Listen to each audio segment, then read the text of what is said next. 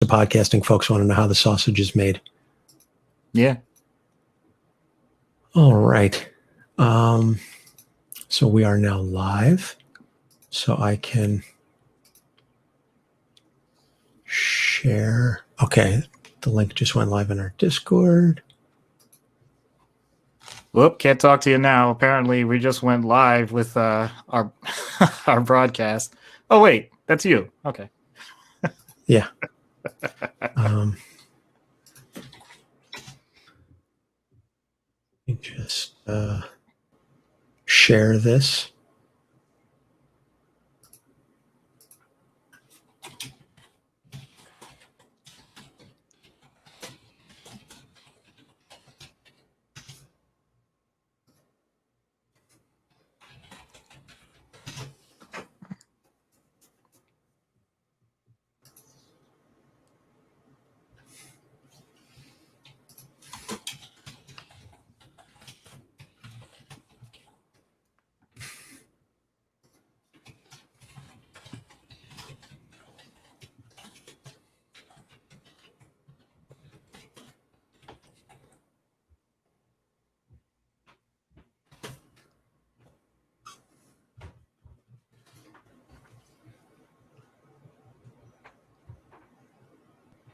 Okay.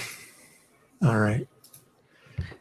Just tweeted Is that. it like one single take, or do we do multiple takes if we screw up a line? If you screw up a line, you just go back and do it over again. I can always edit it out in post, but typically it's just boom, boom, boom, boom. Okay. Yeah. It's a back and forth. Yeah, we screw up all the time. Don't worry. All right. Yeah. Just want to make sure. Don't want to be the weak link here. I think you'll do just fine. You're strengthening this bridge.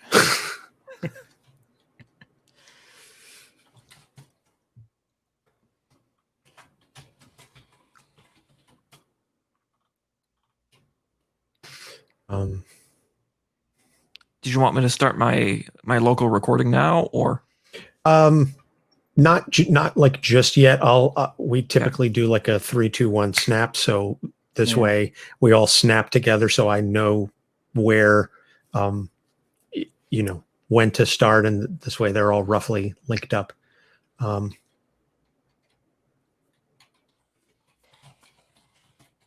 Yep.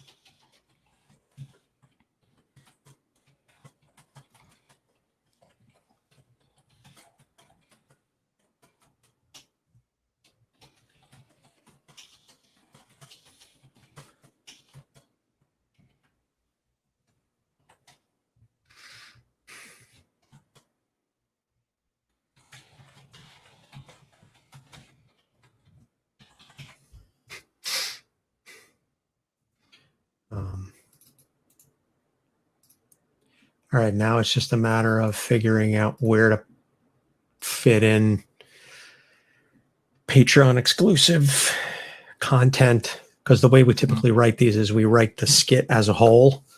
Okay.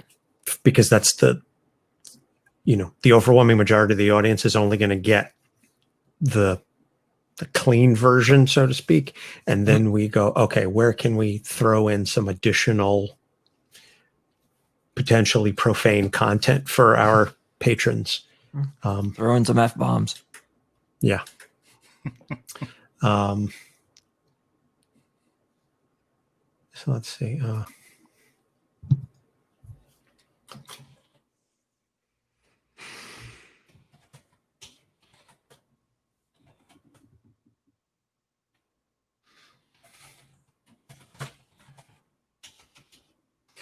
Why people say merde, or is that just like a French thing? Well, they can say merde. But it would say more like Wow. Like the French, Was it Ahmeld? the Depending on Quebecois, the what Quebecois version of like I've gone through so much bullshit, Hmm. but they just say bullshit.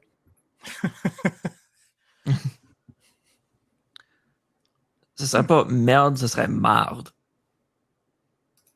Hmm. M-A-R-D-E.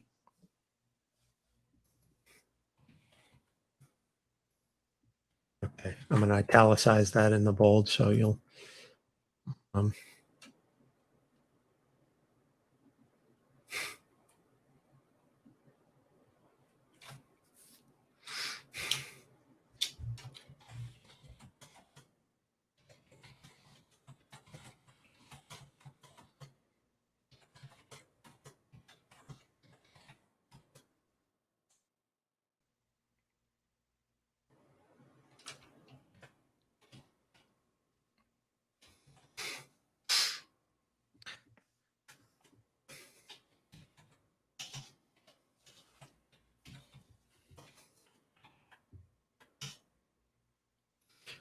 I'm going to italicize the. I don't know if you. There's a good. Let me send you this. A good list of like popular slang in Quebec. It's funny. I've watched a whole YouTube video on like Quebecois expressions. Hmm.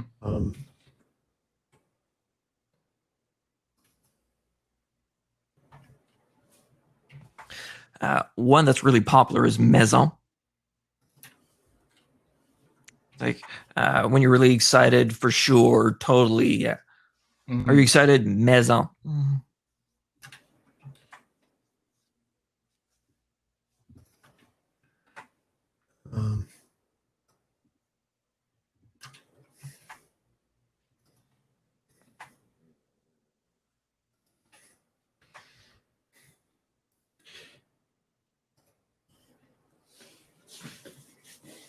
Let's see, Quebecois slang. It's almost like I said, chiac, but not totally. For swear words, Calice de Christ and Tabarnak and Yeah, Usty I know all are just about the prolific. the religious swears that they're very, very common.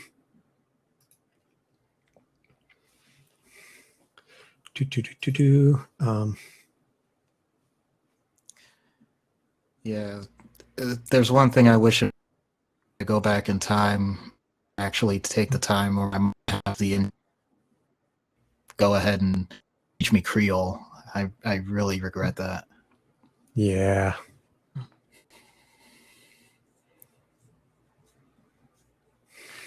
Language is something so important to the human species. Mm-hmm. And I just regret not learning more. I know bits and pieces of certain languages here and there. Mm-hmm.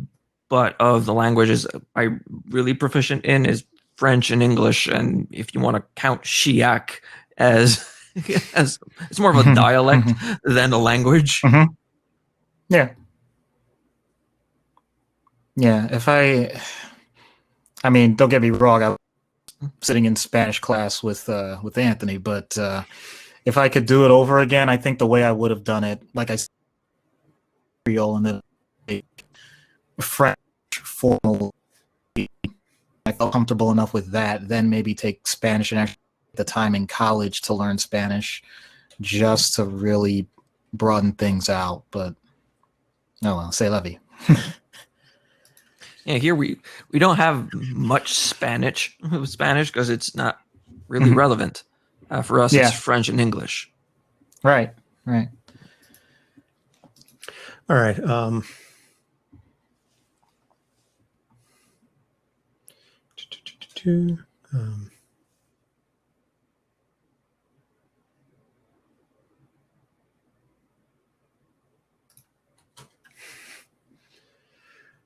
wait, there was one expression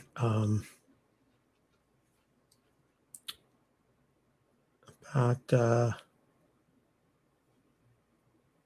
wasting time. I thought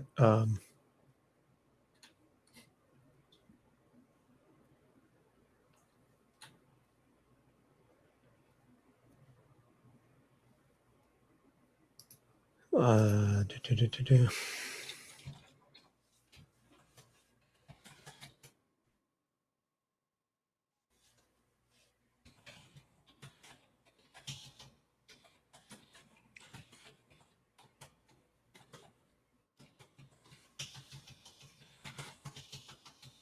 Type.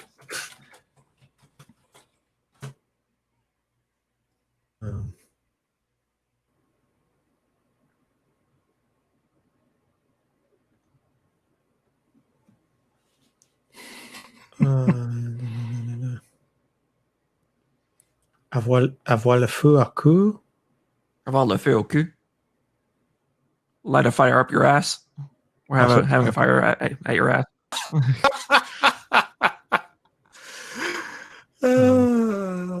Making you move faster, hopped up on adrenaline. Yeah. Also can be used as being pissed off. Yeah, given the circumstances, I think that works. Mhm.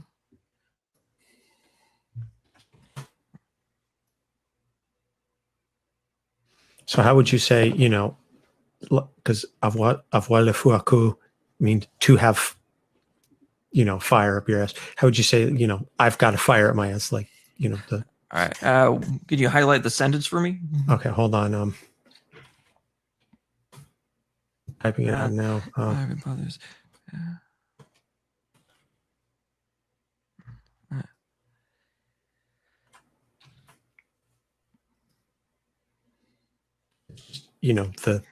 I need you to just conjugate the avoir.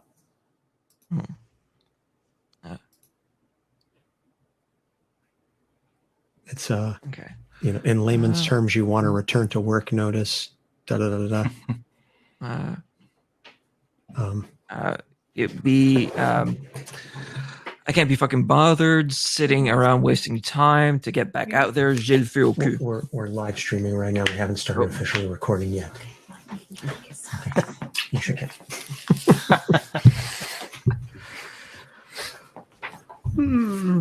It'd be wasting time to go back out there. J'ai le feu au cul. Yeah. I added je m'en voyage, like I'm done. But again, I mean, if you think something else would work better, I'm done. All right. And let me see. Like I said, I have je m'en voyage. According to this thing, means like I'm done. Okay. How can we say it there?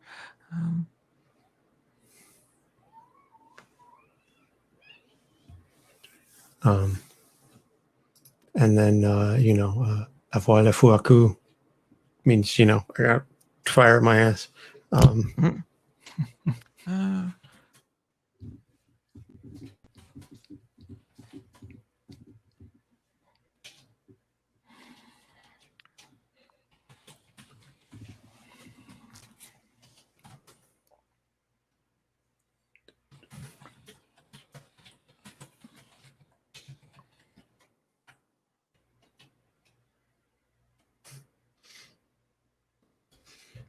It'd be j'ai le feu au cul, j'ai fini.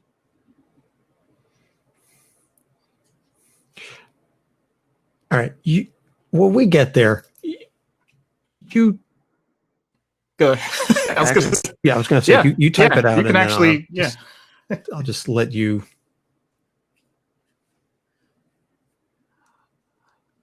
You do what Yeah, I was going to say. Creative liberties. Yes. Yes.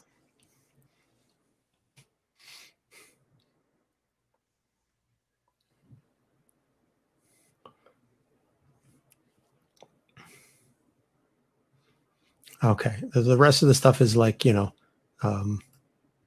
minor stuff.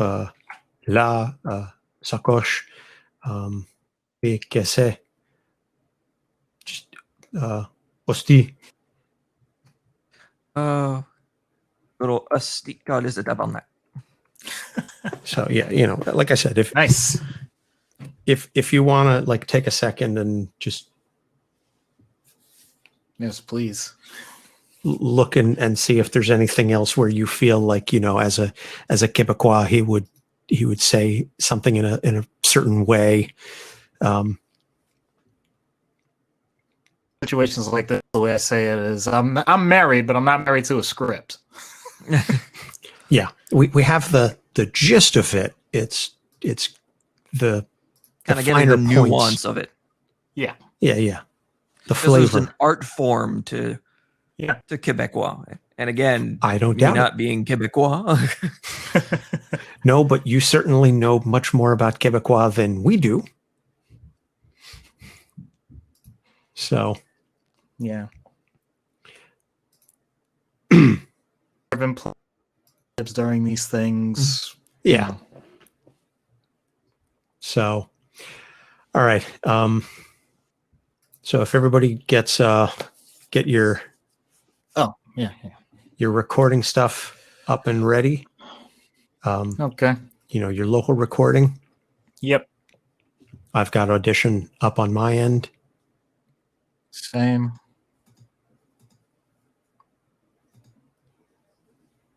And Goku, tell me when you're ready. When you start recording, and then, like I said, we'll do a 3, 2, 1 snap, and that will be the time signature, the time marker. Mm-hmm. Just rereading a couple of things here. Sure. It's going to take me more than a few minutes. It's okay.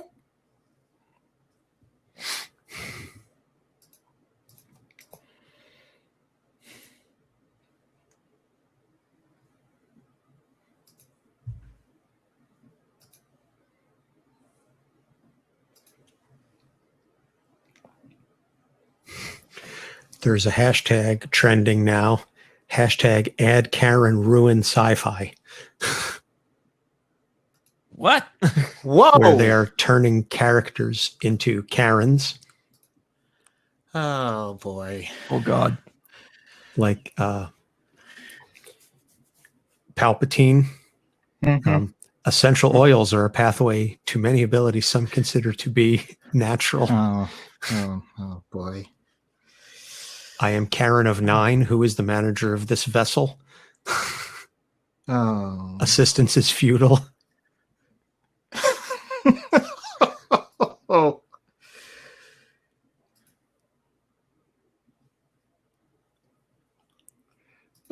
This is beautiful. Gotta love the internet.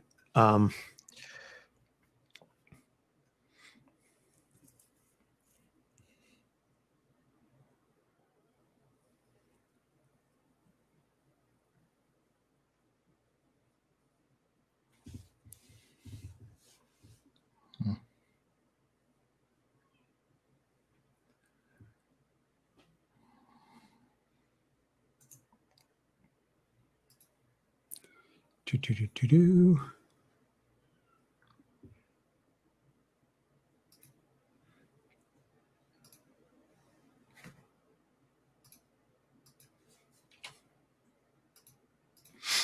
All right, I'm going to hold off on the starting recording then until Goku's ready. Okay.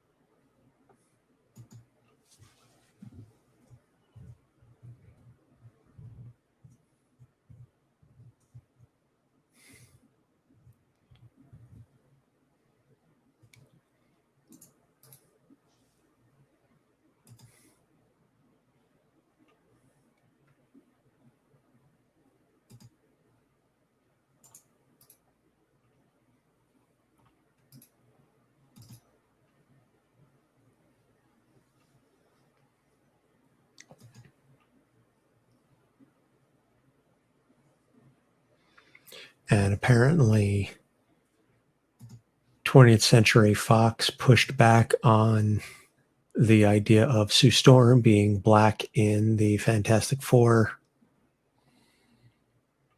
new one. Okay. The third reboot. Yeah. So like we can have Johnny be black, but not Sue.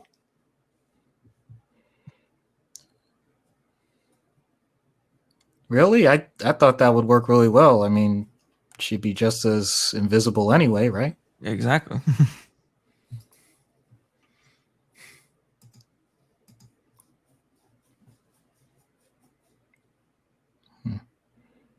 Oh yeah, before I forget,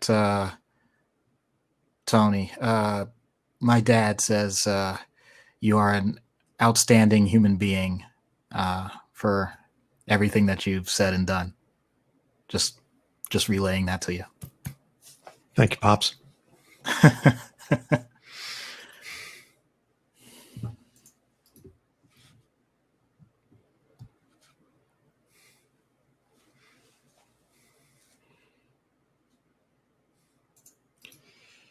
All right, we ready to go, Goku?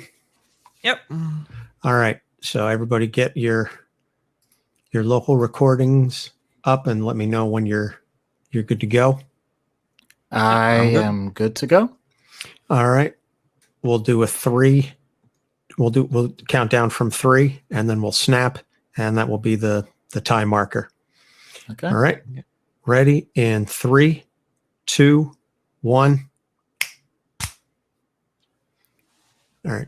Even if it's not exactly, at least I know where to look in the thing. Yeah, cool. Close enough. Yeah, exactly. It's all close enough.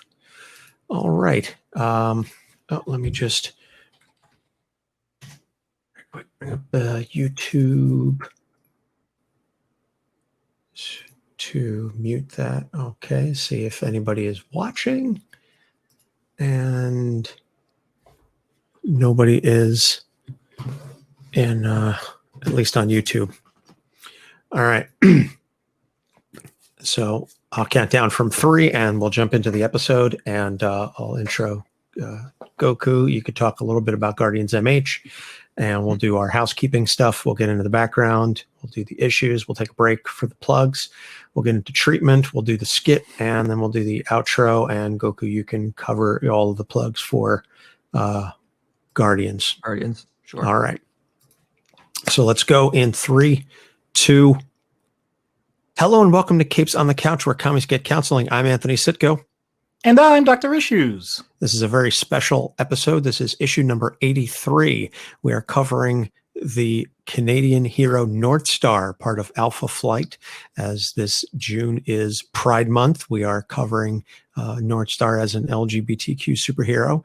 And we also have a special guest with us, a Canadian and a good friend of the show. We've got Dr. Goku from Guardians MH. Dr. Goku, thank you so much for joining us.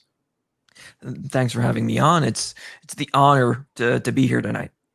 So before we get started, why don't you tell us a little bit about Guardians MH? I know we've done some collabs on the Mental Health Avengers, but this is the first time we've had one-on-one. I know Doc and I guested on your show, but this is the first appearance by a member of the Guardians MH crew on Capes on the Couch. So why don't you just give us a quick rundown of who Guardians MH are and what it is that y'all do? Well, Guardians MH is a 501c3 nonprofit. Right now, we're just in the U.S., but we're looking into getting that federal and going outside of the states. We mainly run on Discord, so we have a peer support network there on Discord where people join in. They can get some resources. We also have a team of mental health professionals there that can help answer some questions and help the individual kind of get set up in terms of trying to find a therapist or seeking out meaningful resources for them in their areas. Yeah, you guys do such amazing work. I'm so proud of everything that you guys do. And it's just an honor to even just be even somewhat loosely affiliated with you. Even if it's just like through the podcast and the occasional Discord stuff. Your RTS bot, the real-time support bot that you have created for Discord is nothing short of outstanding, and we're very glad to have it in our Discord as well.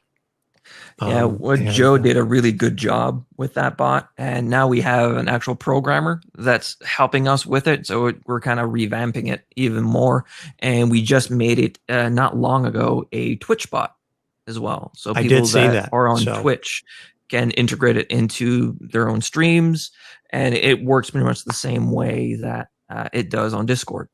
To bring up the resources. I think it's reaching over 160,000 unique individuals right now. Jesus, that's amazing. It's just you guys are absolutely amazing. I mean, I'm constantly in awe of all the work that you do and the impact that you all have on the gaming community, who is a community that has been largely, I think, underserved by mental health resources. They've been I don't want to say fully ignored, but certainly underrepresented when it comes to that sort of thing. And we've seen that borne out over the past decades. But I'm glad to see that the tide is turning with mental health assistance for them as for everyone. And, we talk about that on the Avengers. And you are in no small part a big help, a big part of that. So kudos to you and Joe and Nate and the whole crew over there. You guys are, just like I said, absolutely amazing. So I'd encourage any of our listeners to go find them, Guardians MH. I will do the full plugs at the end of the episode, but you can check them out on Discord. There's a lot of overlap, certainly at least between our listeners and I would say the gamer fan base. So just another couple quick housekeeping items. We have a new patron, my sister Angela. So thank you, Ange. Appreciate your support as always. Love you, and thanks for your help on and off mic. And this week's shout out, keeping in with the theme of Pride Month, we're going to shout out our friends over at Friday the 13th. I looked it up, and we actually hadn't shouted them out before. I don't seem to recall that we play their plugs in the episode. Yeah, I don't think we've I was ever going to say they've been part of our bumpers before. So no, we've definitely played the bumpers, but we've never actually done like a shout out to them. So again, keeping with the theme for Pride Month, Andrew and Maddie cover horror films and topics with an LGBTQ perspective. So it's a refreshing, always entertaining listen.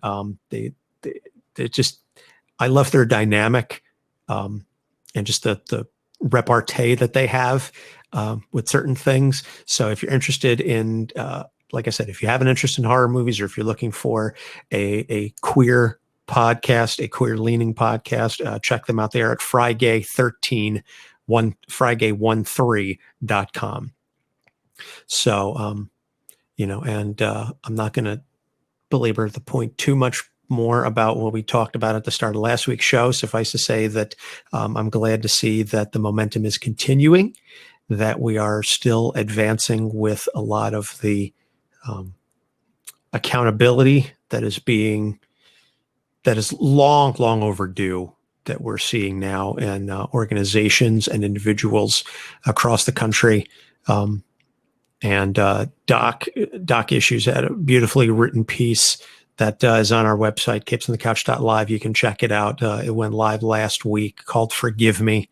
And just really speaking to the heart, speaking from the heart, I should say, with a lot of the issues that have impacted him about being a black man in America, and some of the stuff I didn't even know about. And again, I mean, we went to high school together, and it's sort of caused me to re-examine some of the things that I said and did in the past. And, again, we've said this before, as long as you learn and you make better choices moving forward, we're not looking to try and do cancel culture or anything along those lines. Just as long as you acknowledge your mistakes and you do better. When who is it?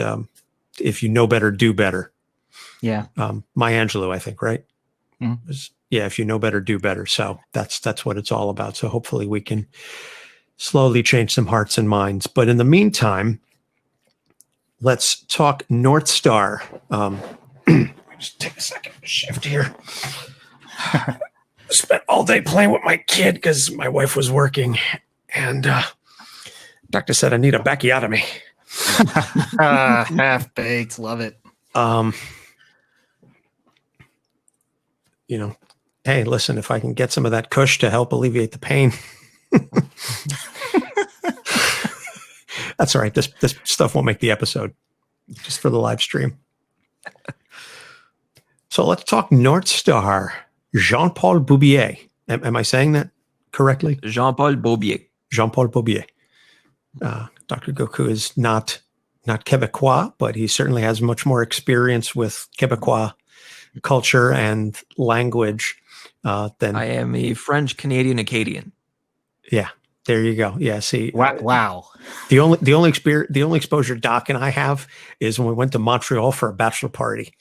And, much different goals there and experiences. So yeah, sorry. Yeah, so We're there to learn about the culture. Well, a decent amount. It was interesting because I was also, at least I can't speak for Doc. That was my first trip to Canada, so it was my first trip across the border, and just getting to go there. And I had already known that the French that is spoken in Quebec is very different than the what you would hear in Paris or in France in general. And I was just doing a little bit of reading about Quebecois and Quebec prior to this episode. And the one thing that I found interesting, and Goku, I don't know how much you can attest to this, but the version of French that is spoken in Quebec is allegedly much more akin to the French that was spoken, say, like 200-300 years ago, because they've been separated from Paris and from France for so long that the changes that were made to the French language, post-revolution and so on and so forth, to quote unquote clean it up, those changes never hit Canada. And also as a result of some of the influx of the obviously English-speaking Canadians, as well as the American influence, that the version that is spoken in Quebec is much more, it's hews closer to colonial French than what you would hear in current modern day France now. Yeah, so in France, it's more of the scholarly French, whereas within Quebec, or even here with Acadian French, it's more of the old school, the farmers, the shipwrights, the fishermen. So kind of the lower people that colonized the country here, and it kind of stuck and got molded and modified with native speak, and then modified with people coming from England, and everything going on throughout the years now. Fascinating. Yeah, it's always been interesting. And like I said, I knew when we were going to Montreal that I was going to hear very different, because I didn't take French in high school or grammar school or whatever. Doc and I took Spanish, and of course, we don't remember anything from there. but I was aware that it was going to be a different flavor of French, akin to like saying that Portuguese that you hear in Portugal versus Portuguese that you hear in Brazil. It's a different. It's a different flavor, but it was interesting. So now that we got that cultural history lesson out of the way, Northstar, Jean-Paul Boubier, created by Chris Claremont and John Byrne in Uncanny X-Men number 120, April 1979. If I ever speak to Chris Claremont again, I'll ask him about Northstar. But I feel like John Byrne. Are you sure that Claremont is going to be willing to talk to you, considering how fired up he got the last time? Yeah, well, that's what I was going to say. I don't know if I would want to speak to Chris Claremont again. I just don't know whether or not Chris Claremont would want to talk to me. But in any case, and I also feel like John Byrne would have much more to say about Northstar and Alpha Flight in general. He had much more of a heavy hand in that. Claremont only had an input because of the X-Men books. Once they went to Alpha Flight, it was all John Byrne. But in any case, so Jean-Paul Boubier and his twin sister Jean-Marie are born to French-Canadian parents in Montreal, but his parents die in a car crash shortly thereafter, and the twins ends up separated. And then at the age of 6, his adoptive parents are killed very similarly. So now he goes through foster care. And so, I mean, that right off the bat, he's got a very tragic background. Despite all of this, he takes an interest in skiing, and he becomes a champion level skier. And then as a teen, his mutant powers manifest in puberty, as they often do in these stories, flight, durability, and super speed. And then he joins the Quebec separatist movement until he feels that they've become a little too heavy-handed, and he really sort of denounces the terroristic aspects of that separatist movement. And I know Dr. Goku, again, you can give us a little bit of a history lesson there. This is rooted in real stuff that happened, at least at the time of the books. This was in like the 70s, that era. And I know we were talking offline before we got started that there was another big push for Quebec separatism in the 90s. And then I think it wasn't that long ago that there was another referendum. I want to say like maybe 2013-ish. I may be off by a little bit there.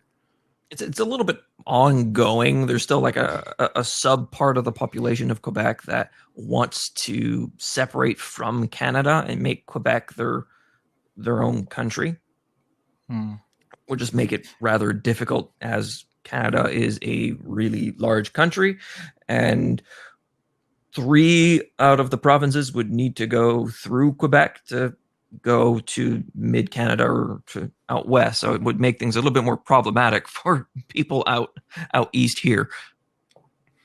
So, but I do like that they were able to root some of his character in that real life, history. I think it adds a little bit of a realism and a flavor to Jean-Paul.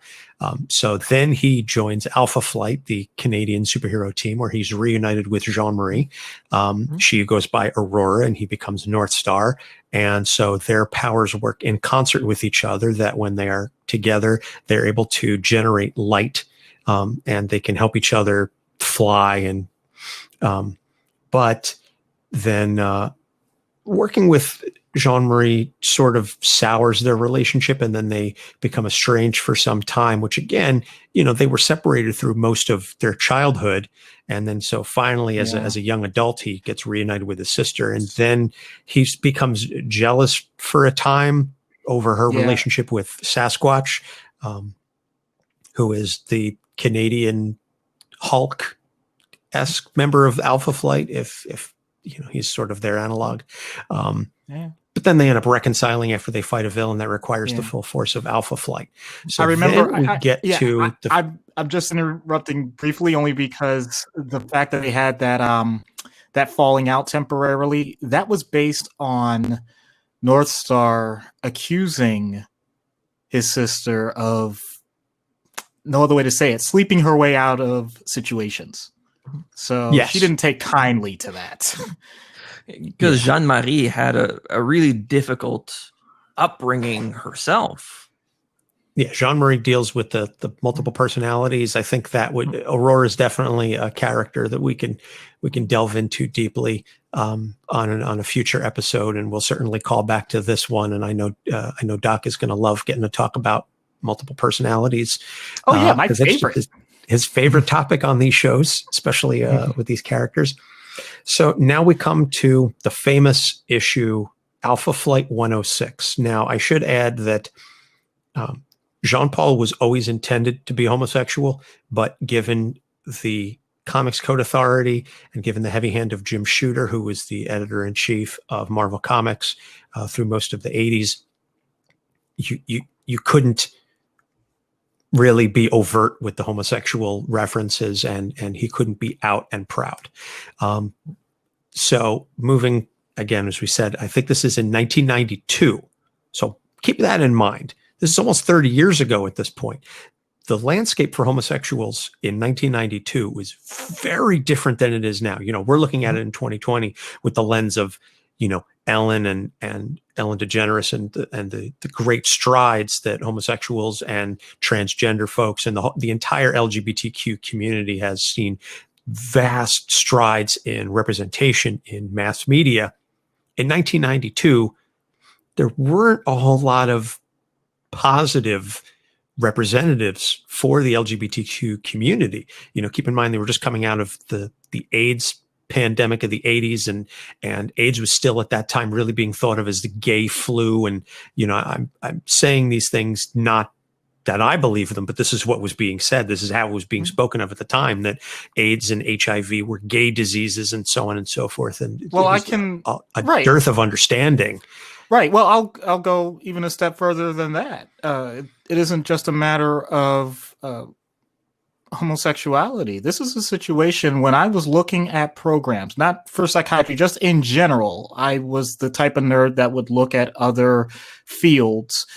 One of the internal medicine factors for just about every program, they would point out whether or not they had a dedicated HIV service, so that your education wouldn't solely be taken up by patients that were hospitalized due to other acquired diseases through HIV, through the immunosuppression and having AIDS. So that's just how prominent it was.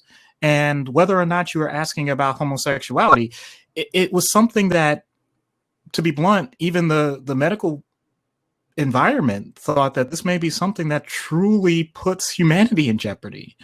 That's how much the fear mongering was. Yeah, it was a huge thing.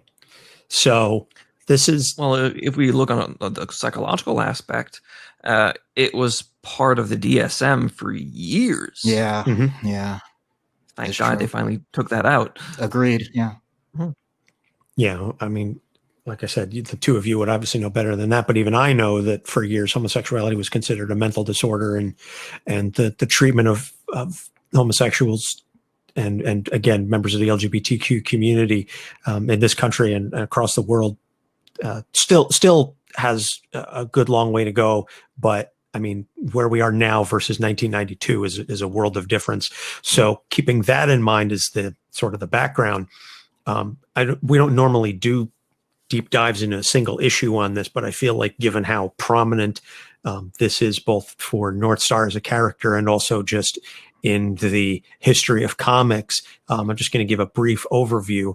So Alpha Flight is fighting Dr. Hyde, or Mr. Hyde, sorry, Mr. Hyde, and Jean-Paul hears a baby in an alley, and they were just in a garbage can, just abandoned in an alley. So he brings the baby to the hospital. Well, they find out that the baby was abandoned because it tested HIV positive and the baby has AIDS. So Northstar, who is a celebrity at this point because he is a champion skier, he has brought fame and glory to Canada through skiing, etc. Plus, he's a superhero. So he adopts the baby, Jean, I believe Joanne or Jean. I don't remember the specific baby's name, but so he adopts her and she becomes this cause that Northstar is fighting to help save this baby. Meanwhile, there's an older gentleman who's watching these news reports and he is just seething with anger, and so he goes to the hospital and he attacks Northstar. And he reveals himself as Major Maple Leaf, who was a hitherto unknown Canadian superhero from, say, the 50s or 60s. Basically, the Canadian government's attempt to engineer their own version of Captain America. And so he had retired at this point and raised a family. And he reveals to Northstar that his son was gay and died of AIDS and was just nothing more than a statistic. And that, he's angry at Northstar and the media for saying that, oh, this child is innocent. This child is, you're all loving this poor baby that is innocent with AIDS. What about my son? What about my boy? And so he starts attacking Northstar. And this is when Northstar reveals to the Major Maple Leaf that I'm gay. And so, I'm sorry that your son went through all of this. And then Major Maple Leaf turns around and he's like, well, if you're gay, then why don't you come out and use your celebrity as a voice for the homosexual community, for AIDS awareness and so on. So the whole story doesn't have a happy ending because unfortunately the baby does die. But Jean-Paul uses this as an opportunity to out himself publicly to Canada and the world as a homosexual. And so this is, like I said, in 1992, this was huge. Again, this is like 3-4 years, 2 or 3 years before Ellen DeGeneres. Right. I was going to say, didn't that sell out, even though like it was never a frontline trade? I believe it did. Yeah, I believe Alpha yeah, Flight, I mean, that's how 106 did. Right, that's how sell out. popular it became. Yeah, because Alpha Flight wasn't that big of a comic book, even up here in Canada. It was there, but people here read Batman, Superman, the X-Men. Yeah. So, and, so again, here in the States, Alpha Flight is like, oh, we're giving the Canadians their book back. Okay. We're going to give them another shot at Alpha Flight. So like I said, we don't normally do a deep dive into a single issue unless we're doing like a Patreon review. But for something, for this issue, which had such magnitude, both personally for Jean-Paul as well as the comics industry as a whole, I kind of felt it was important to touch upon that. So moving forward, Jean-Paul ends up he gets recruited to the X-Men by Jean Grey to help save Professor Xavier from Magneto, who has imprisoned Charles on Genosha. And then Northstar becomes a teacher at the Xavier Institute. Then he gets killed by a brainwashed Wolverine, and he gets resurrected by Hydra, who brainwash him and his sister. And I think he dies like 3 times in the span of about a year, because he's killed and resurrected, and then killed and resurrected and killed. And yeah, comics. Because comics because comics. So they both end up getting mentally repaired by the X-Men, who use the Danger Room to help sort of get them to dig through their trauma and go through everything that they have individually and collectively gone through.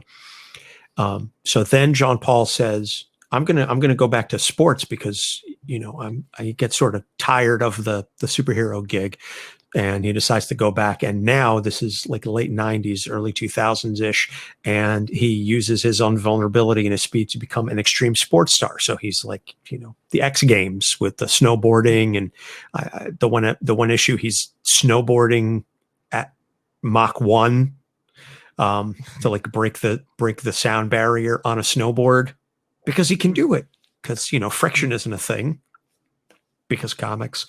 So after the Marauders brainwash the X-Men and kidnap his boyfriend Kyle, he realizes life is short and he doesn't want to waste it, so he marries Kyle. And this was, I want to say, about 8 or so years ago. Yeah, around 2012. About 2012. Yep. And that issue also sold out. He's been in and out of X-Men comics a little bit here and there. And he is currently living on Krakoa with the other mutants and Jean-Marie. No word on Kyle, but as of the new Jonathan Hickman sort of revamp of the entire X-Men mythos, they did reveal that Northstar and Aurora are on Krakoa, but they don't mention anything about Kyle. And I don't know if Kyle is welcome to live on Krakoa with Northstar, because Kyle is not a mutant. Mm-hmm. So I don't know how they're going to address that. And I was just checking up on, like the Marvel fandom page to see the most recent appearances of Northstar, and it's like cameos or mentions here and there. He hasn't really been part of any major storylines in a while. So that was one of the longer backgrounds we did. We got some French Canadian history in there. We got some linguistic discussions, and a single issue review. Which, by the way, I read Alpha Flight 106, and I cried. It was just so beautifully written. And maybe part of it was because I've got a young son, and the whole idea of losing a baby, it hit me. But it was just like I said, the way it was written. 28 years later, it still has impact. So the issues. So let's dive into the first one. This is more for when he was younger, but Jean-Paul tends to be a little impulsive and hot-headed, and even prior to his marriage, it was one of those things where he just realizes, you know what? I'm just going to go for this. I'm just going to marry Kyle. and he proposes to Kyle, and Kyle says no initially, and then Kyle agrees, and then Sean Paul is like, well, now are you sure you want to do this? And Kyle's like, yes, I'm sure. I want to get married. But this impulsivity and this hot-headedness, it seems to be kind of a recurring theme among speedsters. Because Quicksilver, I know for one, is certainly another example of that. But this impulsivity and the hot-headedness. I was going to say different version depending on who you're talking about with the Flash. There's examples, sure. So let's talk about that, the impulsivity and the hot-headedness for a bit, because that, I think his power set reflects in his mentality. And then he's like, I'm go fast. I'm gonna do this. I'm gonna do this. I'm gonna go here. Zoom, zoom, zoom, zoom. And his internal thoughts reflect that similarly, which can be good, but can also get him into a spot of trouble, as we've seen over the last 30 something years. So I'll let the two of you take the wheel on that. Okay. So I can tell you my initial thoughts looking at his background are that when you have several losses of people that are important in your life, and you end up with what I would like to consider a scarcity mindset, the idea that joy is fleeting, things are always changing, always temporary, live in the moment. Right now we have YOLO and FOMO in that sense. And so it can be a defense mechanism where you don't have to take the time to stop and grieve or worry about what the consequences are to certain actions if you act on what you think is going to produce a positive result. So in his case, he was set up where, they want him to use his powers. Okay, cool. What do you want me to do? I'll do it right now. Anything you need. Okay, I'm there. I don't even have to put in the extra effort in terms of planning, coordination, because he's literally so fast that anything that anyone would consider to be a mistake, he can probably catch before they do. And actually, I'm going to take this to a personal level, where if I were talking about a certain topic in high school, and Anthony, I think you'll relate to this too, depending on what was going on, if a teacher called on you and you didn't quite know the answer, sometimes you could kind of BS your way through it. And the idea was you took whatever skill you had in the moment and you made it sound articulate, even though you weren't really saying anything. In this case, it was brought up the idea that I don't know what you're talking about. That never happened to me. I've never done that. I publicly disavow any knowledge of this. And damn you for bringing it up. What I'm getting at is, I'm gonna. Sorry, it's a swear here, but it's if you can't dazzle them with your brilliance, you'll baffle them with your bullshit. So it's obvious that Northstar has a lot of talent, and he's able to use it so well that even when he was originally accused of cheating, he kind of played it off when he was skiing, and then eventually he comes to terms with it. But he's like, well, does it really matter? I mean, I do what I want. I don't have to worry about anything because I know nothing's going to happen. And even if it does happen, I'll just move on to the next thing. So it shifts consequences to you don't even have to put forth the emotional energy and the mental energy to go further with any processes. That's my quick read of it. No pun intended. It's kind of like an impulse control aspect where even though he does something, before it gets too bad, he can kind of correct it. Mm-hmm. Yeah. So related to that, then moving into the second issue, he tends to be a little bit of an extremist, and we see that in his youth, joining the Quebec separatist movement. And I just want to be clear here. I'm not necessarily saying that anybody who's in the Quebec separatist movement is an extremist, just that he took it to an extreme and then backed off when he realized, okay, this is too much even for me. But again, I think it ties into that impulsivity. And Doc and I, we've done countless characters on the show at this point that are extremists, and I myself can be a bit of an extremist, which I'm not always proud of, but it's one of those things like I try and be cognizant of it, but it is what it is at this point. All right. So I'll try and make this one a little briefer than compared to what I said before to give our guests a little more time. Um, the bottom line is, when you think that your current situation in society has no voice, you're going to do your best to be heard. I'm not going to even try to give examples of the many people in history that have shown that potentially that can work. Sometimes for better and sometimes for worse. But at least with Northstar, I could say that it's clear he always wanted things to be better than they were. And that level of intent is something I'll say can be a positive example. But I think sometimes, to go back to the first thing, the ramifications of trying to create wholesale changes to all of society because of what you see as like the very first now. In other words, if you can't see the next 2 or 3 steps as to how everyone's going to be affected, or at least account for them, then you're changing lives way beyond any one thing that you were trying to address. So in other words, if you are a one note party, which is more common in a lot of other countries compared to the United States, where we have 2 major parties, but I'm not going to get into all that. The point is, the idealism can be amazing, but the practicality is where we could see massive problems. And if you don't have the type of interpersonal supports that will allow you to have a stable mind when it comes to these things, then you end up with a lot of potential anger, potential sadness. Basically, it mimics the movement.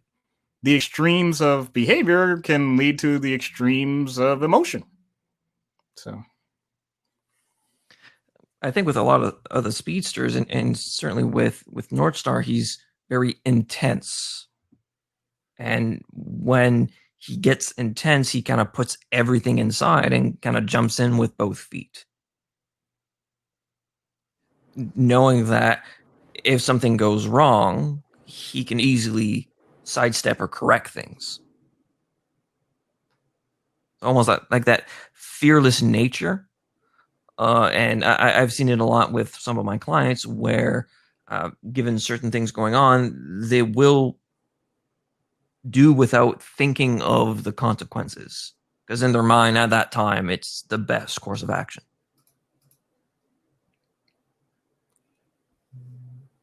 Sounds, I was going to say it sounds legit, but I mean, it kind of hits me a little bit personally, and I know Doc is laughing his ass off right there. Yeah, I see you. I see you. Yeah, I know. mm-hmm. No, it's okay, and I'll be the first to admit it. I feel like I jump in sometimes head first, into the shallow swimming pool. Doesn't matter how little bit of water there is. There's a little bit of water in there, therefore I'm going to dive in. Doesn't matter the risk of paralysis or disfigurement to my person whatsoever. Doesn't matter what it's going to do to me emotionally, mentally, spiritually, what have you. I'm just going to do it. I think I've gotten better as I've gotten older. Yes, you have.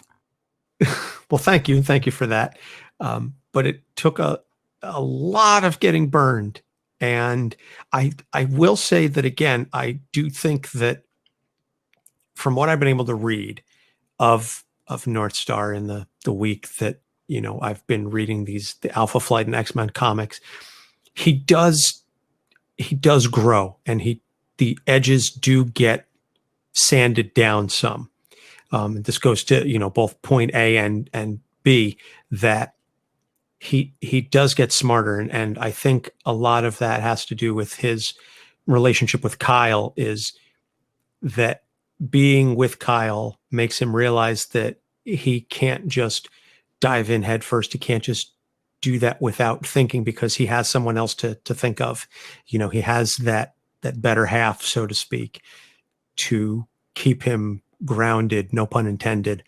And that it does help a lot. And I've noticed myself, and again, I'll credit my wife to some of this, that when you have somebody else to think about in those types of situations, it does give you pause. And especially now as a parent, you know, and I mean, all three of us, we've got kids here. It gives you a different perspective to think about when you have somebody else in your life that you need to live for and you need to think about. So I think I don't want to say dulled him, because he's not a duller character. He's wiser. I'll put it that way. I think he's wizened as he's gotten older. The impulsive, brash, skier, crazy extremist is not the same guy that he is now. He's still going to help first, think second, but it's with a better heart. I would say, and that goes to the third issue. And so we're segueing real good here. So he uses his personal and private information and his history to advance a larger cause, which in theory and largely in practice is a very positive thing. But it does create the potential for significant interpersonal conflicts. And one of the things that I want to draw attention to is when he joins the X-Men, when he's recruited by Jean to help the X-Men, he comes into conflict with this new mutant, Paulie Provenzano, who goes by Omerta, and as an Italian, I just go, oh, God damn it. Womp womp. Because, no, like seriously, as an Italian from northern New Jersey, I have family that are that stereotype, that are like, you see The Godfather, The Sopranos, you know, all those like mafia type shows. People think that's fake. That shit's real. It's less real now than it was, but that was my mother's like cousins growing up as a kid. I got stories about things that happened in my family that you would go, no, I saw that episode of The Sopranos. Yeah, that was Paulie Walnuts. No, that was my cousin Paulie. Never mind. But anyway, I digress. So he encounters this very machismo, Italian, stereotypical, you know, goomba. And he's like, I'm not hanging out with some, you know, fairy or limp-wristed, whatever the term was that he used. You know, he didn't go full F-bomb on him there, probably because the comics code wouldn't have allowed it. But he does, you know, make numerous allegations that Jean-Paul is somehow less masculine because he is homosexual. And then, of course, Jean-Paul beats the snot out of him. He's like, "Oh, okay, this is what you want to go, tough guy. All right," and drills him in the face repeatedly with his fists. So these are just some of the things that happen, and it's part of the unfortunate burden that is carried by LGBTQ people, much less high-profile superheroes like that. And so that's just one instance of some of the issues that he deals with. And that's not so much an issue for Jean-Paul, but as we've said repeatedly, it's not your fault, but it is your problem. And the problem is it's not Jean-Paul's to fix, but it is something that he has to deal with. Yeah. This is something that I think is playing out right now in many different ways in society. It's very clear. I'll admit, I was giving my personal experience previously not because it was better, it was because I wanted to make sure first, if anybody had that experience, that they recognize that they weren't alone. And also, sometimes personal experiences of a human being that you at least can relate to on some superficial level in another capacity can allow for a deeper understanding in the future, even if they don't recognize it in the moment. So a character doing something like that is not, at this point, not uncommon, but it doesn't have to be on that large a scale. If you are the only person that you know within your inner circle of people that you consider to be confidants, and you come out as gay, as an example, uh, there is no guarantee. I would like to say that we now have the perfect playbook. This is the social acceptance playbook for everything you need to do right so that everyone that cares about you is going to continue to see you the same way. We still haven't figured that out yet. And so every time someone does this, it's a potential to not just have conflict, but to quite literally have negative consequence. And it's something it's always a risk.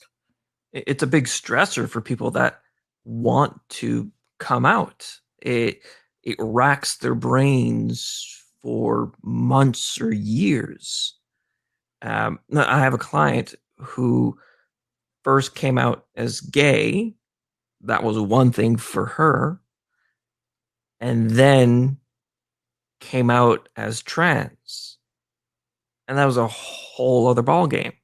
Knowing that the reception they had coming out as gay wasn't the best, then coming out as trans was a whole nother issue. And this was even within her own family. Yeah. Yeah. And even with the times now, we were talking to someone earlier today or yesterday that they're having issues within their own families in terms of which side certain people are taking. Mm-hmm. And it's creating rifts and divisions within families. Yeah. Yeah. And not to get too dark on this, but there's also the potential, even if there was no history of violence, abuse, persecution directly towards that person before, depending on the culture, depending on the backgrounds, then how much they identify with their identity. Yeah. Yeah. And then the idea also, not to make it, once again, I guess we are just peeling back the layers. There are going to be circumstances where you're coming out to one group, one situation to a certain group of people. You mentioned family. What about to circles of friends that don't have contact with your family? So you're going to have that conversation, if you choose to have that conversation with other people. What if this where in your workplace you don't feel comfortable? You now have to find a way to somehow separate your workspace from anyone that interacts with anyone that would see you outside of work. It just becomes this very complicated, multi-layered emotional trap box. It's something that if anyone has gone through therapy for it, it's fascinating to see, because I know I've had patients that, you know, will literally come to the emergency room once or twice a year because they had a different interaction with someone that they considered to be a confidant or someone that they be totally understanding, and they weren't. And so this is something that in theory can be a relived trauma over and over. And like I said, there is no clean playbook for this. Every situation is going to be unique. And I've heard from several, family and friends, LGBTQ, that coming out is never just a one-time thing. That they have to come out almost with every person they meet, or with every interaction they have. They're constantly coming out. So it's like a scab that never heals, because you're constantly having to pick at it, and you're constantly having to address, okay, this person doesn't know I'm gay. This person doesn't know I'm lesbian. This person doesn't know I'm trans, what have you, that you constantly have to go through that over and over again. And as you were both saying, that if you don't have a history of positive interactions, that you just have to relive that trauma over and over again. And it can almost be it can almost create a PTSD like environment because you have to keep reliving that trauma. And that's why, we see the rate for LGBTQ teen suicides, particularly among the trans community, is much higher than it is for cisgendered heterosexual people, because they have to deal with this trauma over and over again, because they come out to family, friends. They may have a confidant that they think is going to go well. Not to get too personal, but one of my sister's best friends came out to her in high school, and that was fine. And his family did not have the best time accepting him, and not to get too into it, but he is no longer with us. So that is something that, just in my personal life, and just that experience of having to deal with that, it's incredibly difficult. And as we said, it's just going to keep happening over and over again until such time as we can hopefully advance society enough that it's not a thing, that we can get rid of heteronormativity.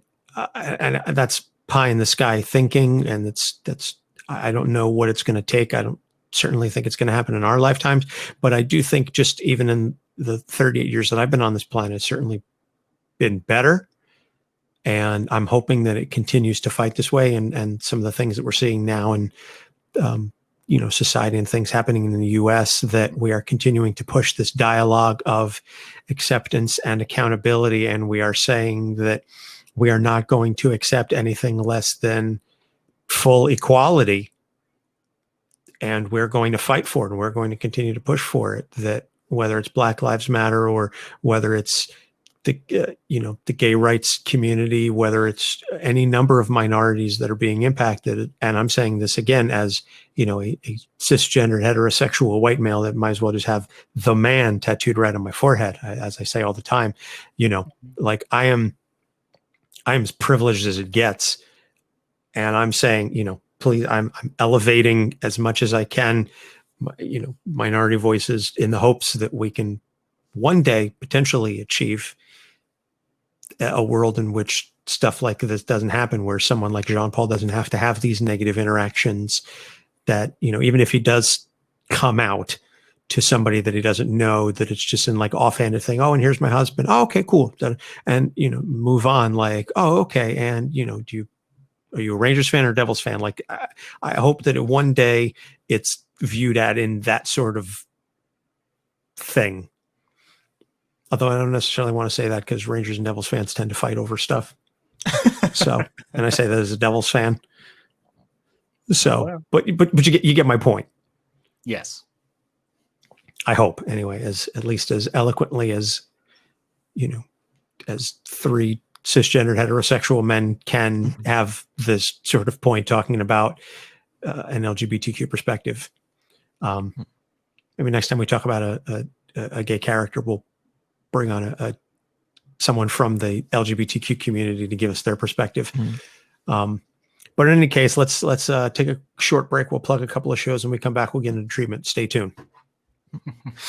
I'm sorry, but I actually have to take off. You mind if we reschedule? My wife's having contractions. Oh my God! What? Oh! Yeah, so man. She's starting to have contractions. So I'm gonna have to go. Go. Bye. All right, I'll catch you guys later. Yeah. Take care. No worries. Bye. Yeah. We'll just reschedule. All right. Yeah. All right. Bye. Okay. Bye.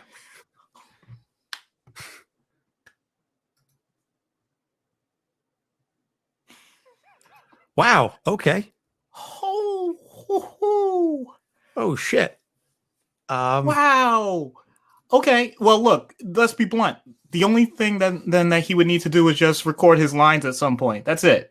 We can do the other parts of the show, I was going to say, I mean, if she's having contractions, I don't know how much he's going to be in a mindset to even. No. I'm not saying that it has to be done right away or any point. Like, we'll do something else, man. It is what it is. I'm just like, my mind's blown. Yeah. Holy shit. Wow. That's timing. What? Oh, wow. I knew his fiance was pregnant, but Yeah. I wasn't paying attention to the time, I, to I the guess date. I'm a little. Well, I was gonna say, I guess I'm a little surprised in terms of like even scheduling something like this. Like I wouldn't have put him through anything like this if I thought that were Yeah, me neither. on He the could have said, radar. "Oh, this date isn't going Yeah. to work for me." Whatever. Yeah. I totally understanding. Oh my gosh. Oh wow. Holy smoke Okay. winkle. All Okay. right. Okay then. I'm trying to figure out how to even do this now. How to Yeah. segue out What of do you this. want to? Well, I was gonna say, what Um, do you want to do? I mean, shit happens in life, man. I mean, I kind of feel bad. I don't want to just, uh, you know, I don't want to finish the rest of the episode without him. But obviously, he's got bigger fish to fry at this point. yeah. But we also, if we're going to finish the rest of the episode, we can't not mention like what just went down. Like, Well. Here's the I would thing. just say, he had to step out due to, right. family stuff. Even though I everybody mean, on the live stream just saw that he announced that his fiance is having contractions. yeah. Yeah. So, Dude. I mean, for the three people watching, I know Chad is watching. Chad from Perfect Package, because he commented on Facebook. He commented and said Chad is always watching. #creepy. Yo.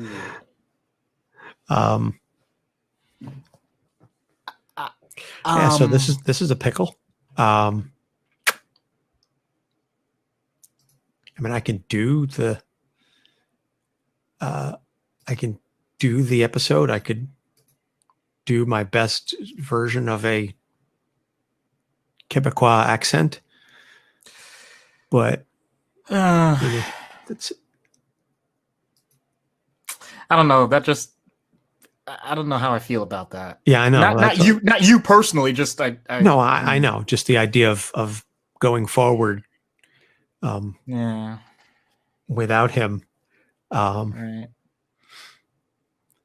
All right. So why don't we just cap it then, and we'll just say, when we come back, we'll just have to reschedule, potentially this week. I mean, if he, yeah. Otherwise, we just don't have an episode that comes out this week. Right. And next weekend we've got Erica Schultz at 8:30. Yeah. So right. I mean, if it makes it any easier on you, I'm actually off next week. Not next week, like the weekend. I mean. Okay. Well, like I said, I mean, we've got that, and maybe we could. I don't know. We'll figure something out. But yeah, I don't want to do. I don't want to do the rest of the episode without him. Wow. We'll just make an announcement that no new episode this week because Dr. Goku had to leave in the middle of recording for some very important and wonderful news. Yeah. So, well, wonderful. I mean, hope everything goes well. Yeah, certainly. Fingers crossed, obviously. All right, so I'm just going to stop my audition recording then. At that point. Yeah, good idea. Yep. And all right, so we'll just we'll stop it then, and we will pick up whenever. Amazing. It's wonderful, though, in a way. Oh yeah, absolutely. I mean, that's wonderful. So would not have because of course, fucking 2020. Yes, absolutely. What? And did not have that on my bingo card. Yeah. On another positive, I'll say that Facebook post that I made. I'm not going to name names, but there is one particular person. Don't get me wrong. I wouldn't be Facebook friends with them if it were a negative relationship, but someone who wasn't even on my radar didn't post on Facebook, but texted me saying, you just gave me a whole new perspective, and I'm sorry for a lot of the comments that I've made about Black Lives Matter, about Kaepernick, about protests in general, and I was just flabbergasted. So that's one person, but the point is, if it can be one, it could be 100, it could be 1,000, it could be 1,000,000. So, amen. It's a start. Wow. You know, because I mean, I appreciate. Don't get me wrong, I'm very appreciative for all the love that I'm getting from it, but that one person I think was the biggest thing. Is this a person that I know? Is that why you're putting it that way? No, it's just I think the reason why they texted me instead of putting it on Facebook is because they didn't feel comfortable just saying it because they have other people that they know where it wouldn't come across the same way, you know? Like, they're not ready. I'll put it this way. They're not ready to fight a larger battle because they're still apparently fighting a battle within themselves. So it was just surprising. That's all. No worries. All right, Goku just messaged me. Sorry about that. We'll reschedule. She's been having them on and off all day, but it's still 8 weeks early. Okay. All right. Okay. So no worries. We'll get Hopefully it it's done. Braxton. Yeah, I mean, well, obviously, no matter what, hope is the best thing going. If it's just Braxton Hicks, fine. Then it'll be a simple thing to reschedule. If it's the real deal, then hey, you know. So, I don't. Are you free tomorrow night? Who, me? Say again. You didn't. Am I free tomorrow night? Yes. Yeah, as far as I know, yeah. Okay. All right. I'll message Goku and see if maybe we could do this again tomorrow night and just pick up on the second half. Well, I mean, his timeline is really up in the air right now. No, I know that, but that's what I'm saying. I just, Okay. If we can do it tomorrow night, then theoretically we don't even have to really reference anything. So, right. And I'll just, I'll lose a day of editing, which whatever. So isn't a big deal. So, all right, I'm going to stop the broadcast then. All righty. So have a good night, and I'll talk to you later. Yep. Peace. Peace.